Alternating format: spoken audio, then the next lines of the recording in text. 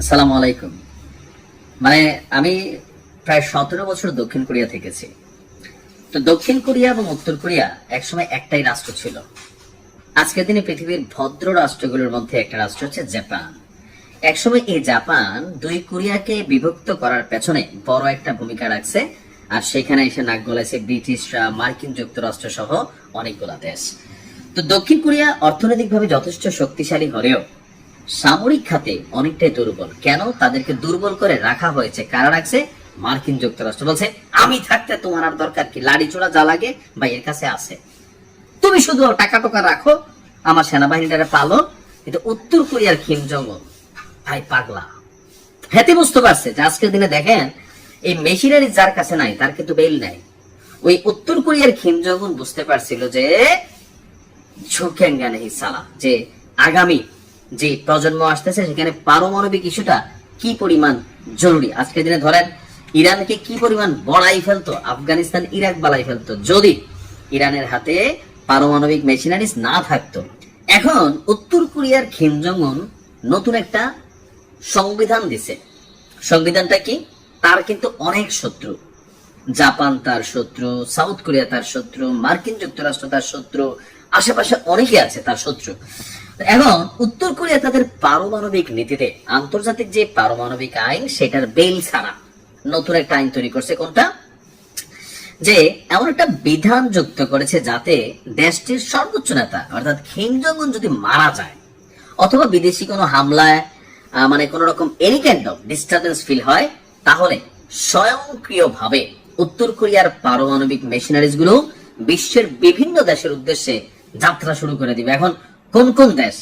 তবে হাতের নাগালে আছে দক্ষিণ কোরিয়া, হাতের নাগালে আছে জাপান, হাতের নাগালে আছে আমেরিকা। উত্তর কোরিয়া কিন্তু এমন মেশিনারিজ বানিয়েছে যেটা আমেরিকার সীমান্তে গিয়া টাচ করতে সক্ষম, এটা উত্তর কোরিয়ার দাবি।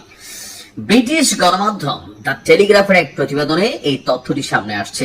প্রতিবেদনটি বলছে, গেল 22 মার্চ পিয়ংইয়ং এ অনুষ্ঠিত, অর্থাৎ উত্তর কোরিয়ার রাজধানী পিয়ংইয়ং এ অনুষ্ঠিত উত্তর কোরিয়ার 15তম সুপ্রিম পিপলস অ্যাসেম্বলি, এটার একটা প্রথম অধিবেশনে এই সংশোধনীটাকে অনুমোদন দেওয়া হয়।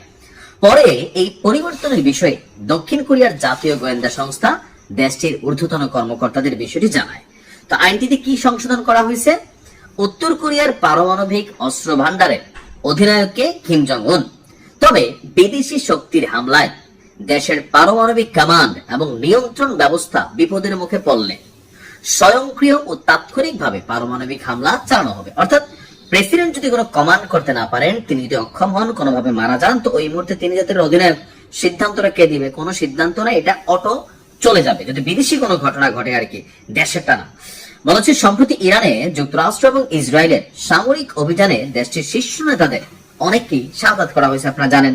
তো এই ঘটনায় এমন কোনো কিছু তার সাথেও ঘটতে পারে, শত্রুপক্ষ ঘটাইতে পারে, এই আশঙ্কা থেকে উত্তর কোরিয়ার প্রেসিডেন্ট কিম জং উন তিনি এবং তার রাষ্ট্র এই সকল কিছু চিন্তা কইরা তারা নিজেদের নিরাপত্তা কৌশল নতুন ভাবে মূল্যায়ন করছে। বলা হচ্ছে যে কিম জং উন ব্যক্তিগত নিরাপত্তার ক্ষেত্রে অত্যন্ত সতর্ক।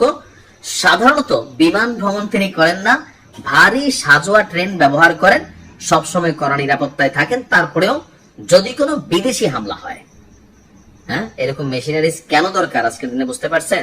এই জন্য কিম জং উন রে সবাই বাপ ডাকে, নয়তো কবে বড়াই ফেলতো দক্ষিণ কোরিয়া, যদি আমি দক্ষিণ কোরিয়াতে ছিলাম।